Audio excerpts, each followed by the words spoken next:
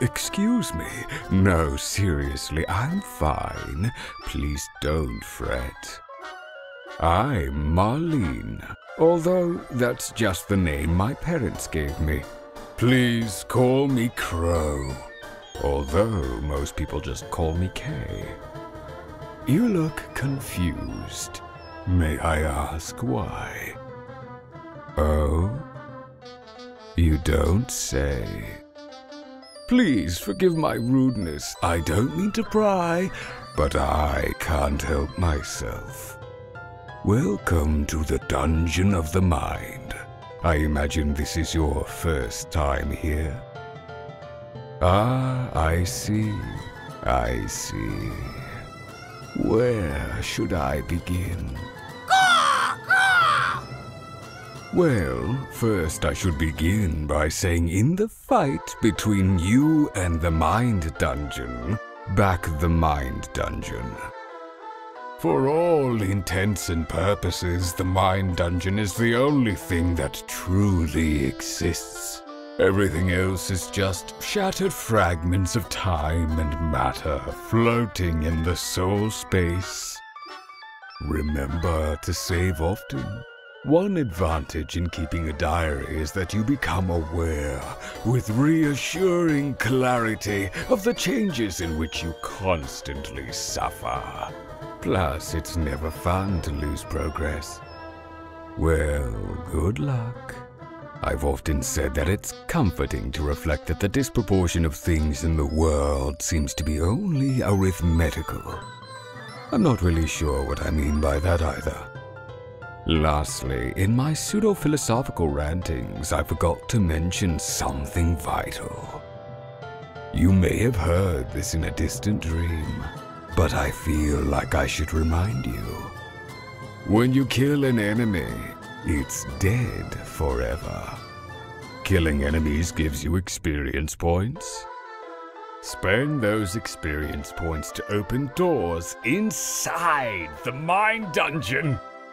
Remember though, you can decide not to kill any enemy and avoid the battle altogether. However, doing so might not be wise all the time, since you'll want to find experience points to spend on character upgrades! The face is screwed up in this window.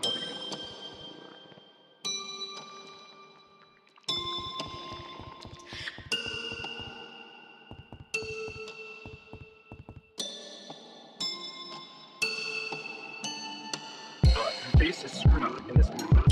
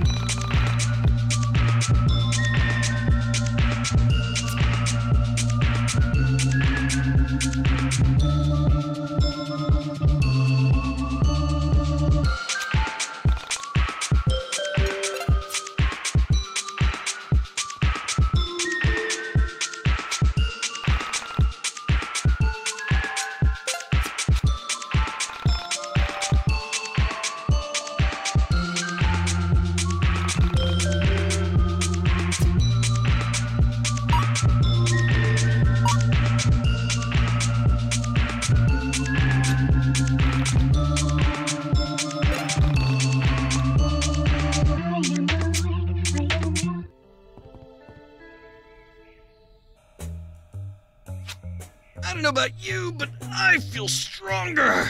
I think you can see my biceps now. Hell yeah! I'm not really worried about how I look. I'm more concerned about how I feel. Yeah, you would say that. Ignoring that, do you think we're strong enough to call Vela up? Probably not, but might as well give it a shot if we can find anything good on Onism. Have you logged on today?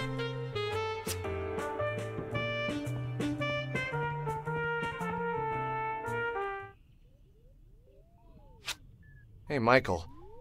Check this out. Someone sent me a PM.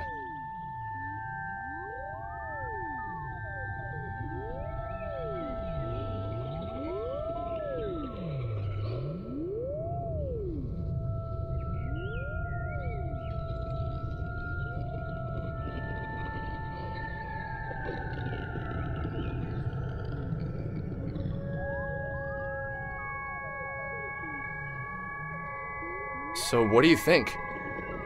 This interesting enough to bother Vela about? Yeah, probably not bad.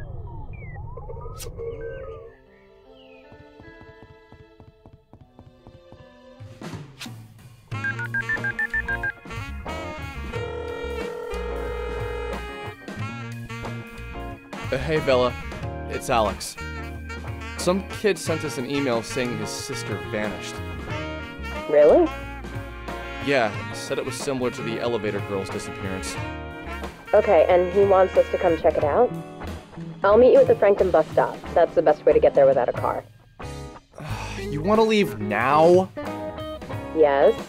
I don't have work till tomorrow afternoon, so it would be best for me to do it today so I can get some sleep. Fair enough. Oh, and Alex, I thought you should know. The elevator girl has a name. Her name is Semi Park.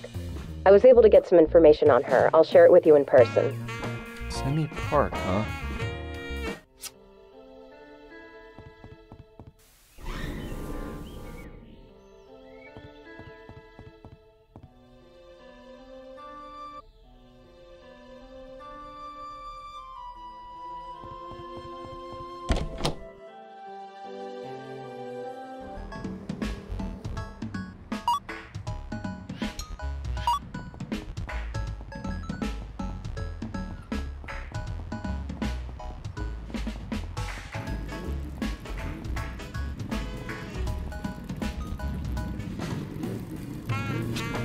Okay, you boys ready?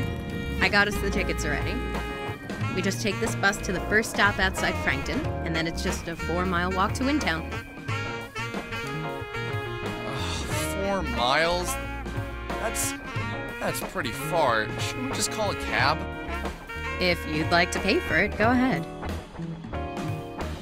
We could always call your mom. No. Walking's fine. It's, good for your body.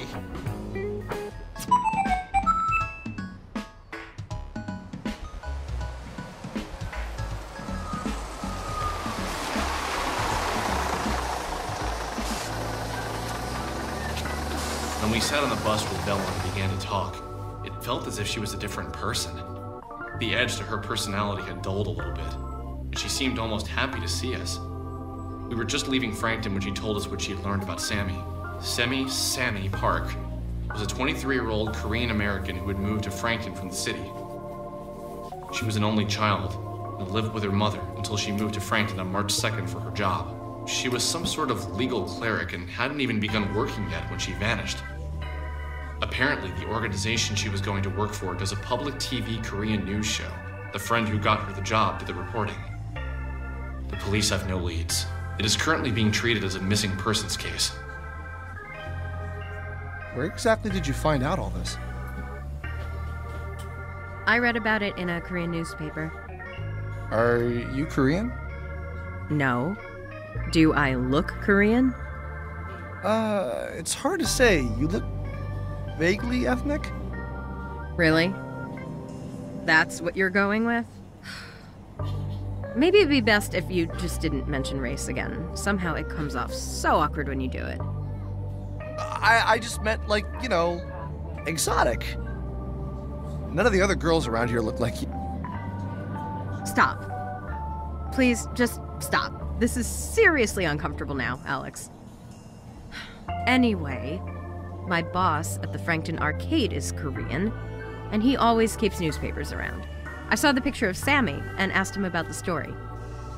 I called the police and asked them if they'd seen the video, and they said that the detective in charge of the case would get back to me shortly. This was 4 days ago.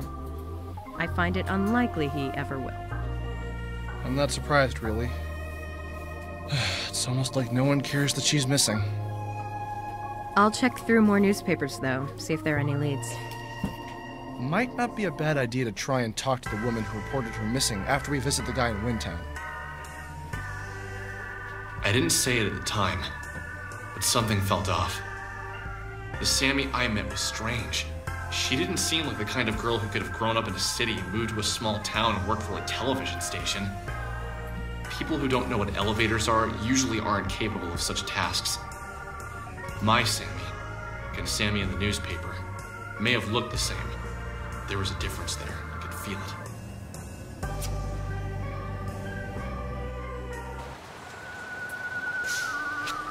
Holy cow.